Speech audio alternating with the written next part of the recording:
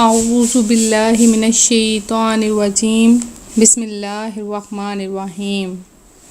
اللہ کے نام سے شروع کرتی ہوں جو بہت ہی مہربان اور نہایت رحم کرنے والا ہے۔ روحانی وظائف چینل کی طرف سے تمام ویورز کو السلام علیکم ورحمۃ اللہ وبرکاتہ۔ میں اپنا چینل روحانی وظائف کے ساتھ آپ کی خدمت میں ایک نیا روحانی وظیفہ لے کر حاضر ہوئی ہوں۔ میرا آج کا وظیفہ ذوالحجہ کے جمعہ کا نایاب اور مجرب وظیفہ ہے۔ جیسا کہ آپ سب جانتے ہیں کہ ذی الحجہ کا مہینہ بہت ہی مبارک اور بابرکت مہینہ ہے۔ اس مہینے کی بہت ہی زیادہ برکات ہیں جو میں اپنی پہلی کئی ویڈیوز میں آپ کو بتا چکی ہوں۔ اس مہینے کی 9 ذی الحجہ کو نبی پاک علیہ الصلوۃ والسلام نے اپنا آخری خطبہ ارشاد فرمایا تھا، تو اس کی بھی میں آپ کو چند جو ہیں وہ تفصیلات بتاؤں گی، چند فضیلتیں بتاؤں گی کہ آپ نے کیا کیا خطبے ارشاد فرمائے تھے۔ اس کے علاوہ جمعۃ المبارک کا نایاب اور مجرب وظیفہ جو میں لے کر حاضر ہوئی ہوں وہ آج آپ کے سامنے پیش کروں گی۔ اس سے پہلے میں آپ سب سے گزارش کرتی ہوں کہ میرا چینل روحانی وظائف ضرور سبسکرائب کر لیں اگر آپ لوگوں نے ابھی تک سبسکرائب نہیں کیا، اور ساتھ میں بیل آئیکن کے بٹن کو بھی دبا لیں تاکہ ہر آنے والی ویڈیو کی اپڈیٹس آپ کو مل سکیں۔ تو میں پہلے جمعۃ المبارک کا وظیفہ جس کو خاص جمعہ یا جمعرات کے دن یا پیر شریف کے دن بھی کیا جا سکتا ہے، یہ ذی الحجہ کا خاص وظیفہ ہے۔ تو یہ وظیفہ کرنے سے جو ہے ہر قسم کی جو دعا ہے وہ ضرور قبول ہوتی ہے، اور جو میرے بہنیں اور بھائی طرح طرح کے وظائف سے مایوس ہو گئے ہیں، بس ایک بار یہ وظیفہ ضرور آزمائیں، اس سے آپ کی قسمت اور زندگی بدل جائے گی، آپ کی ہر خواہش جو ہے وہ پوری ہو جائے گی۔ تو ہر انسان جو ہے اس کی ہر دعا جو ہے وہ ضرور قبول ہوتی ہے، سوائے 3 لوگوں کے۔ ایک وہ شخص جو ماں باپ کا نافرمان ہوتا ہے، تیسرا وہ جو مشرک ہوتا ہے، چوتھا وہ جو شراب پینے والا ہوتا ہے۔ ان میں سے ہر کسی کی دعا جو ہے وہ قبول نہیں ہوتی۔ اس کے علاوہ جو بھی شخص ہے ہر کسی کی دعا قبول ہو جاتی ہے۔ تو اللہ سے جب بھی مانگیں عاجزی اور انکساری سے مانگا کریں۔ جیسا کہ اکثر اوقات دیکھا گیا ہے کہ لوگ نماز پڑھتے ہیں اور دعا مانگے بغیر ہی اٹھ جاتے ہیں، جس کی مثال ایسے ہی ہے جیسے ہم کسی دکان پر جاتے ہیں، کوئی چیز خریدتے ہیں، اس چیز کی قیمت ادا کرتے ہیں لیکن چیز آگے سے خریدتے نہیں۔ اسی طرح جو ہے وہ نماز ہے کہ نماز میں اگر ہم دعا نہیں مانگتے تو اس نماز کا جو ثواب ہے وہ ختم ہو جاتا ہے۔ اور کیونکہ دیکھیں جیسا دیکھا گیا ہے کہ دعا جو ہے وہ عبادت کا مغز ہے، جب تک ہم دعا نہیں مانگیں گے تب تک ہماری عبادت کا بھی کوئی اثر نہیں، کوئی جو ہے وہ قابل قبول نہیں۔ تو اس کے علاوہ جمعۃ المبارک کی یہ خاصیت ہے کہ یہ مومنوں کی عید کا دن قرار دیا گیا ہے۔ تو اگر اس دن یہ وظیفہ کیا جائے، دیکھیں 2 فضیلتیں آتی ہیں، ایک ذی الحجہ کی فضیلت، دوسرا جمعۃ المبارک کی فضیلت، جس کو مومنوں کا حج جو ہے وہ عید، مومنوں کی عید قرار دیا گیا ہے۔ اس کے علاوہ ذی الحجہ جو ہے جس میں مومن مرد مسلمان جو ہیں وہ جاتے ہیں، خانہ کعبہ کا طواف کرتے ہیں، مدینہ طیبہ کی زیارت کرتے ہیں، اس کے علاوہ مناسک حج ادا کرتے ہیں۔ تو کتنے خوش قسمت لوگ ہوتے ہیں جو اس مبارک ماہ میں جو ہے وہ حج ادا کرتے ہیں۔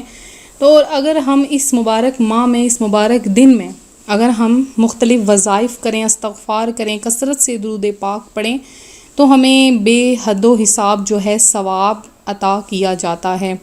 اس کے علاوہ نبی پاک علیہ الصلوۃ والسلام نے 9 ذی الحجہ کے دن جو ہے وہ خطبہ ارشاد فرمایا۔ اس میں آپ کو کچھ 1-2 خطبے جو ہیں وہ بتا دیتی ہوں۔ آپ نے یہ فرمایا کہ ہر مسلمان دوسرے مسلمان کا بھائی ہے، اس لیے آپس میں بھائیوں جیسا سلوک کرنا چاہیے۔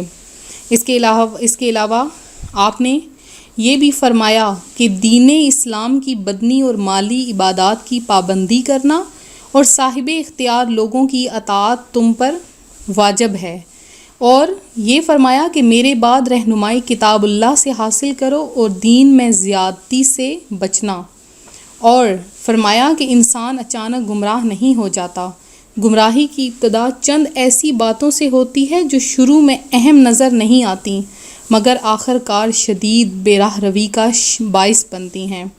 دیکھیں کیسے شروع میں تو ہمیں وہ بات پتہ نہیں چلتی کہ ہم کیسے گمراہ ہو رہے ہیں، لیکن بعد میں وہی باتیں جو ہیں وہ گمراہی کا باعث بنتی ہیں، ہمیں اپنے اصل راہ سے، اصل دین سے ہٹا دیتی ہیں۔ تو ہمیں اس مبارک مہینے میں کثرت سے عبادت، توبہ و استغفار کرنا چاہیے، درود پاک پڑھنا چاہیے، روزے رکھنے چاہیے، نوافل پڑھنے چاہیے۔ اور جو میں آج آپ کو وظیفہ بتاؤں گی، آپ وہ وظیفہ کریں۔ ذی الحجہ کے مہینے میں جمعۃ المبارک کا یہ مجرب اور خاص وظیفہ ہے، تو اس وظیفے کو غور سے سن لیجئے، بلکہ آپ ایسا کریں، کاپی پینسل لیں اور اس کو لکھ لیں۔ تو آپ نے کرنا یہ ہے، بہت ہی آسان اور سادہ وظیفہ ہے۔ آپ نے یہ وظیفہ جمعۃ المبارک کے دن بعد نماز عشاء اور لیکن آپ یہ بھی کر سکتے ہیں کہ مغرب کی نماز سے پہلے بھی آپ یہ وظیفہ جو ہے وہ کر سکتے ہیں۔ تو بعد نماز عشاء آپ نے یہ وظیفہ کرنا ہے، وقت کا بہت زیادہ خیال رکھنا ہے، ورنہ وظیفہ جو ہے وہ اثر نہیں کرے گا۔ اور اس وظیفے کی تمام بہنوں اور بھائیوں کو عام اجازت ہے۔ تو آپ نے کیا کرنا ہے کہ جمعۃ المبارک کے دن نماز عشاء کے بعد یا نماز مغرب کے بعد یا پہلے آپ نے قرآن پاک سے سورہ رحمان اس طرح تلاوت کرنی ہے کہ جب بھی آیت مبارکہ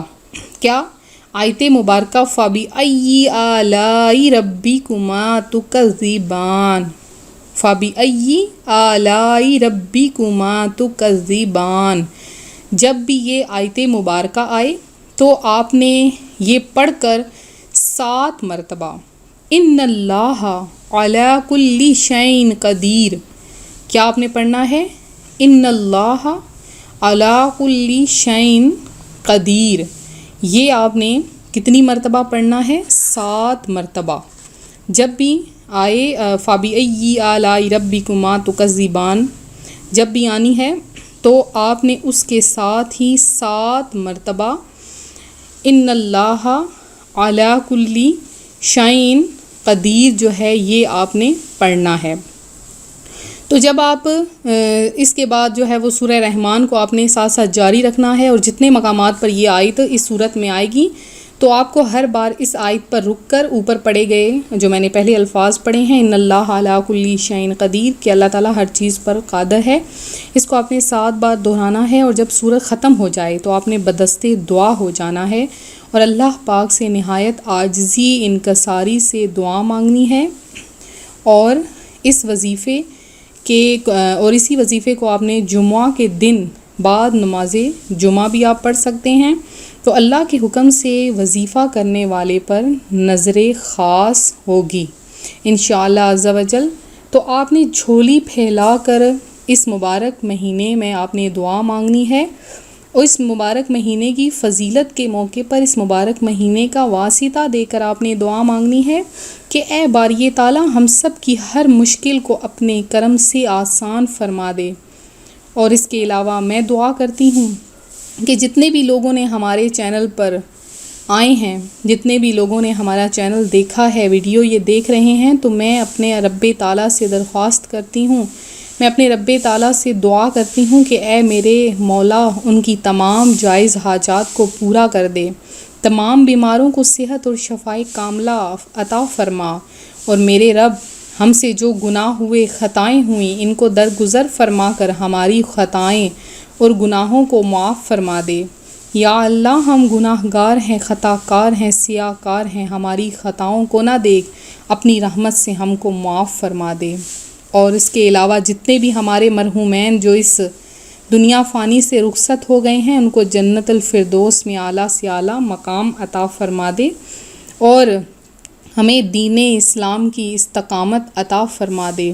اور اے اللہ ہمیں اس مہینے کے صدقے عذاب قبر سے بچا دے، دوزخ کی آگ سے بچا، اور ہمارا خاتمہ ایمان بالخیر پر عطا فرما، اور زبان سے کلمہ حق جاری فرما، اور ہماری تمام خواہشات پورا فرما دے، بے اولادوں کو اولاد عطا فرما دے، اور ہمیں محشر میں آقائے دو جہاں سرور کونین حضرت محمد مصطفیٰ صلی اللہ علیہ وآلہ وسلم کی شفاعت نصیب فرما دے۔